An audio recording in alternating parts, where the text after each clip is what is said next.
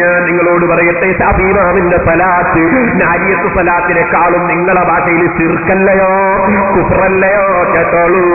فصلى الله على نبينا كلما ذكره الذاكرون وغفل عن ذكره الغافلون وصلى عليه في الأولين والآخرين أفضل وأكثر وأزكى ما صلى على أحد من خلقه وزكانا وإياكم بالصلاة عليه. നിങ്ങളെ ഭാഷയിൽ ശിർക്കല്ലേ ഇത്? നബിയുടെ പേരുള്ള സലാത്ത് കൊണ്ട് അല്ലാഹ് നമ്മളെയും നിങ്ങളെയും ശുദ്ധീകരിക്കട്ടെ. ശാഫി ഇമാമിന്റെ സലാത്തിന്റെ ഇടയ്ക്ക് പറയാണ്, ഏറ്റവും വലിയ സലാത്ത് അല്ലാഹു തആല റസൂലുള്ളാഹിക്ക് ചെയ്യട്ടെ. എന്നിട്ട് പറയാണ്, അഫ്ളല മാ സക്ക അഹദൻ മിൻ ഉമ്മത്തിഹി ബിസലാത്തിഹി അലൈഹി വസലാമു അലൈഹി വറഹ്മത്തുള്ളാഹി വബറകാതുഹു വജസാഹുല്ലാഹു അന്നാ അഫ്ളല മാ ജസാ മുർസലൻ അമ്മൻ ഉർസില ഇലൈഹി.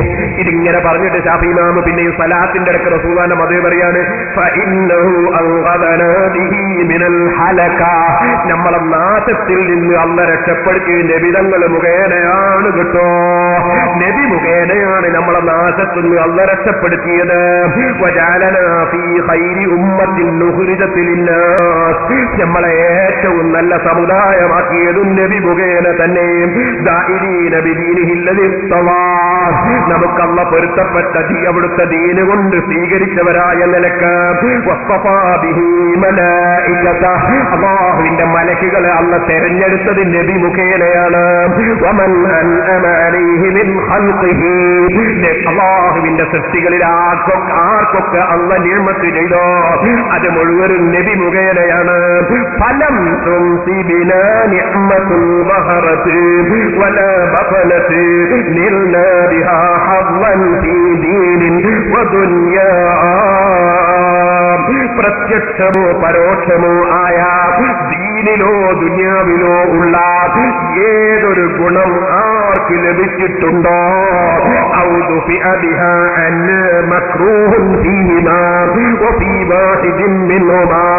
എന്തെങ്കിലും മുസീബത്ത് ദുനിയാവിലോ ആഖിറത്തിലോ ദീനിലോ അല്ലെങ്കിൽ എല്ലാത്തിലുമോ എന്ത് മുസീബത്ത് നമുക്ക് തടുക്കപ്പെട്ടു പോയോ, എന്ത് വെറുക്കപ്പെട്ടത് നീങ്ങിപ്പോയോ, ഇല്ലാ മുഹമ്മദുൻ സല്ലല്ലാഹു അലൈഹി സബബുഹാ.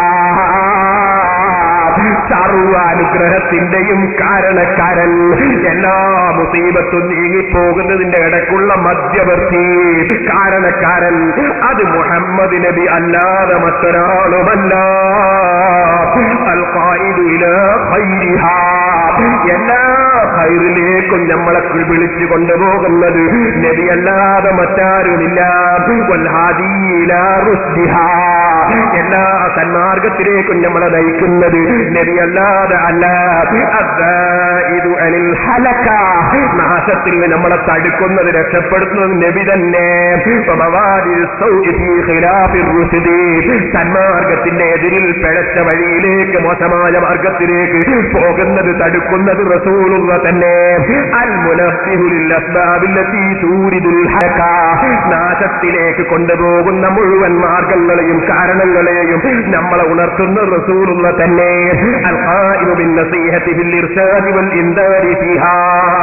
അതേ സർവ്വ നന്മയിലേക്കും ഉപദേശിച്ചു എല്ലാ തിന്മയും താക്കീത് ചെയ്തും നിന്ന് പോരുന്ന ആള് റസൂലുള്ള തന്നെ.